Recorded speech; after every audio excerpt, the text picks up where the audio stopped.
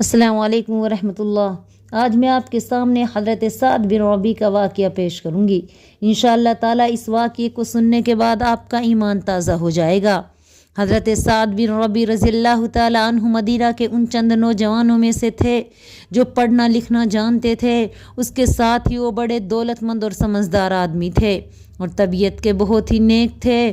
انہوں نے رسول پاک صلی اللہ علیہ وسلم کے مدینہ تشریف لے جانے سے پہلے ہی اسلام قبول کر لیا تھا اور پھر مدینہ کے دوسرے مسلمانوں کے ساتھ مل کر مکہ جا کر حضور پاک صلی اللہ علیہ وسلم کو اس عہد کے ساتھ مدینہ آنے کی دعوت دی تھی کہ ہم آپ کی حفاظت کی خاطر اپنی جان، مال اور اولاد ہر چیز قربان کر دیں گے۔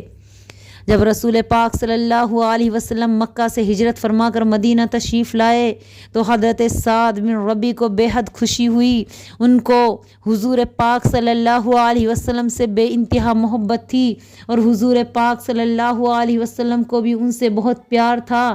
ہجرت کے چند ماہ بعد رسول پاک صلی اللہ علیہ وسلم نے مہاجرین اور انصار کے درمیان بھائی چارہ قائم کرایا تو حضرت سعد رضی اللہ تعالیٰ عنہ کو مکہ سے آنے والے اپنے ایک پیارے ساتھی حضرت عبد الرحمن بن عوف کا دینی بھائی بنایا۔ حضرت سعد نے اپنے مال اور اپنی دوسری چیزوں کے 2 برابر حصے کیے، ایک حصہ اپنے پاس رکھا اور دوسرا اپنے دینی بھائی کو پیش کر دیا۔ حضرت عبد الرحمن نے ان کو بہت دعائیں دی، ان سے بازار کا راستہ پوچھ کر اپنے ہی مال سے تجارت شروع کر دی۔ اللہ نے اس میں اتنی برکت دی کہ وہ بڑے تاجر بن گئے۔ ہجرت کے دوسرے سال بدر کی لڑائی پیش آئی تو حضرت سعد اس میں بڑے جوش کے ساتھ مکہ کے کافروں کے خلاف لڑے۔ اگلے سال احد کی لڑائی میں بڑے جوش اور جذبے کے ساتھ شریک ہوئے۔ جب لڑائی پورے زور پر تھی تو حضرت سعد تلوار چلاتے چلاتے دشمنوں کی صفوں میں گھس گئے۔ بہت سے کافروں نے انہیں گھیر کر سخت زخمی کر دیا، وہ زمین پر گر گئے۔ لڑائی ختم ہوئی اور حضور پاک صلی اللہ علیہ وسلم کو حضرت سعد نظر نہ آئے تو آپ صلی اللہ علیہ وسلم نے فرمایا، کوئی ہے جو سعد بن ربیع کی خبر لائے؟ آپ کے ایک پیارے ساتھی حضرت ابی بن کعب نے عرض کیا، یا رسول اللہ میں جانا چاہتا ہوں۔ یہ کہہ کر وہ جنگ کے میدان میں گئے اور لاشوں کے درمیان پھر کر حضرت سعد بن ربیع کو تلاش کرنے لگے۔ بار بار ان کا نام لے کر پکارتے تھے لیکن کوئی جواب نہ ملتا تھا۔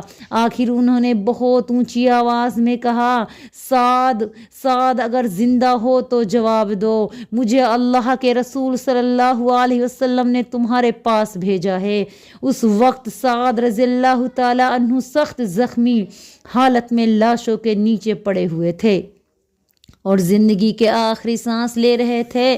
رسول پاک صلی اللہ علیہ وسلم کا پاک نام سنا تو جسم کی ساری طاقت جمع کر کے کمزور سی آواز میں جواب دیا، رسول اللہ صلی اللہ علیہ وسلم کی خدمت میں میرا سلام کہنا اور میرے انصاری بھائیوں کو میرا پیغام پہنچا دینا کہ اگر آج رسول اللہ صلی اللہ علیہ وسلم شہید ہو گئے اور تم میں سے کوئی ایک بھی زندہ بچا تو اللہ تعالیٰ کو ہرگز منہ نہ دکھا سکو گے اور اس کے سامنے تمہارا کوئی بہانہ نہیں قبول ہوگا۔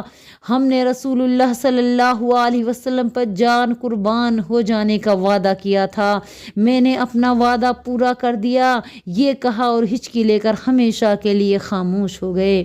حضرت ابی بن کعب نے حضرت سعد کے آخری الفاظ رسول پاک صلی اللہ علیہ وسلم کی خدمت میں حاضر کیے تو آپ نے فرمایا، اللہ سعد بن ربیع پر رحمت نازل فرمائے، وہ زندگی اور موت دونوں حالتوں میں اللہ اور رسول کے خیر خواہ رہے ہیں۔ تو یہ تھے حضرت سعد جنہوں نے آخری سانس بھی اپنے نبی کا ساتھ دینے کے لیے کہتے ہوئے گزاری۔ ہمیں چاہیے جب تک ہم اس دنیا میں ہیں اپنے نبی کی شان میں کوئی گستاخی نہ آنے دے، اپنے نبی کے خلاف کسی کو کوئی حرف غلط نہ کہنے دیں۔ ہمیں چاہیے ہم اپنے نبی کی عزت کریں، اللہ کے کلام کے اوپر ہم عمل کریں جب تک ہم اس دنیا میں زندہ رہیں، سنت محمدیہ پہ رہیں۔ آخر میں اللہ سے دعا ہے اللہ رب العالمین ہم تمام کو ہمارے اسلاف کے نقش و قدم پہ چلا دے۔